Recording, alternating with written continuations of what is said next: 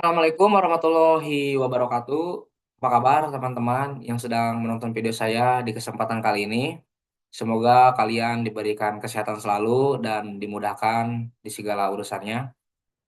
Sebelumnya, perkenalkan nama saya Emhatul Fatalabrar. Di sini saya akan menjelaskan dan mempresentasikan materi politik diskonto. Apa itu politik diskonto?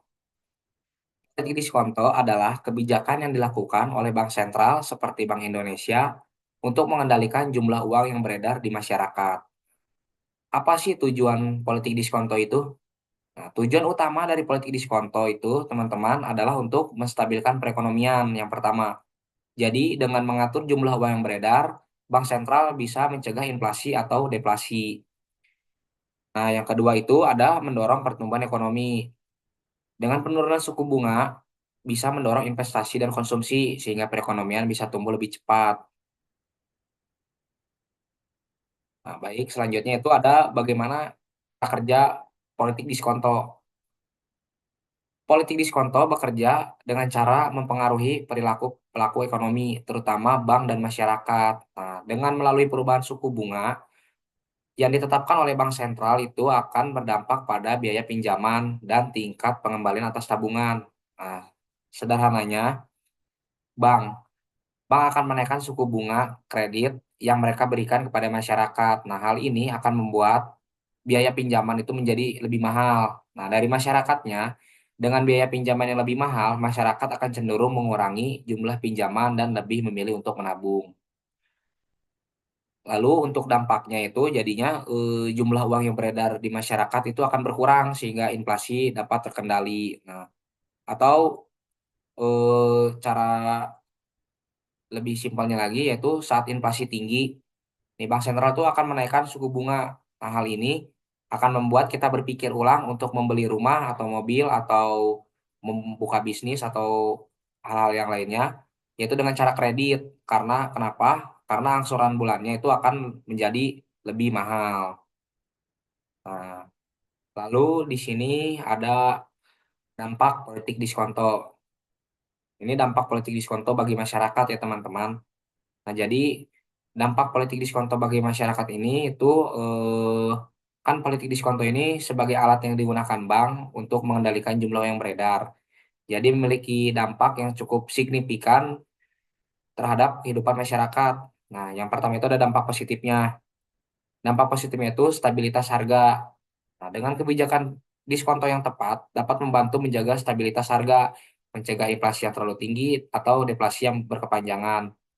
Jadi ini berarti itu daya beli masyarakat tuh akan lebih terjaga. Lalu ada pertumbuhan ekonomi. Nah, dengan penurunan suku bunga itu dapat mendorong pertumbuhan ekonomi dengan meningkatkan investasi dan konsumsi. Jadi itu masyarakat akan lebih mudah mendapatkan kredit untuk membeli rumah, mobil, atau memulai bisnis atau hal-hal yang lainnya. Lalu yang ketiga itu ada ketersediaan lapangan kerja. Nah, dengan pertumbuhan ekonomi yang sehat akan menciptakan lebih banyak lapangan kerja sehingga tingkat pengangguran itu dapat ditekan. Lalu bagi masyarakat itu ada dampak negatifnya. Yang pertama itu ada beban hutang. Nah, dengan kenaikan suku bunga akan meningkatkan beban hutang masyarakat, terutama bagi mereka yang memiliki hutang dengan suku bunga yang mengambang. Jadi dapat mengurangi daya beli atau menghambat konsumsi. Lalu yang kedua itu ada tingkat hidup yang menurun. Nah, jika suku bunga terlalu tinggi, masyarakat akan kesulitan mendapatkan kredit sehingga dapat menurunkan tingkat hidup. Lalu di sini ada batasan politik diskonto. Jadi meskipun politik diskonto ini merupakan alat yang efektif dalam mengelola moneter, namun kebijakan ini memiliki beberapa keterbatasan. Nah, yang pertama itu ada waktu tunda atau time lag. Efek dari perubahan suku bunga tidak langsung terasa. Terdapat waktu tunda antara saat kebijakan diterapkan dan dampaknya terlihat pada perekonomian. Nah, hal ini itu disebabkan oleh beberapa faktor, teman-teman, seperti perilaku konsumen dan produsen yang tidak terlalu rasional dan cepat beradaptasi. Eh, Lalu ada perbandingan politik diskonto ya. Jadi teman-teman, Politik diskonto ini salah satu instrumen yang digunakan oleh bank sentral untuk mengendalikan jumlah uang yang beredar. Tapi perlu diingat, politik diskonto ini bukan satu-satunya instrumen yang sering digunakan. Jadi, kita kasih contoh satu yaitu operasi pasar terbuka atau open market operation. Nah, bagaimana sih cara kerjanya? Cara kerjanya itu bank sentral akan membeli atau menjual surat berharga negara untuk mengatur jumlah uang yang beredar. Nah, perbedaan dengan politik diskonto itu, jika politik diskonto berfokus pada suku bunga, nah sedangkan operasi pasar terbuka ini lebih langsung mempengaruhi jumlah uang yang beredar.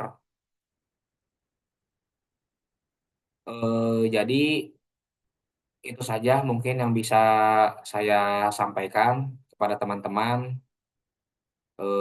Terima kasih. Sekian. Wassalamualaikum warahmatullahi wabarakatuh.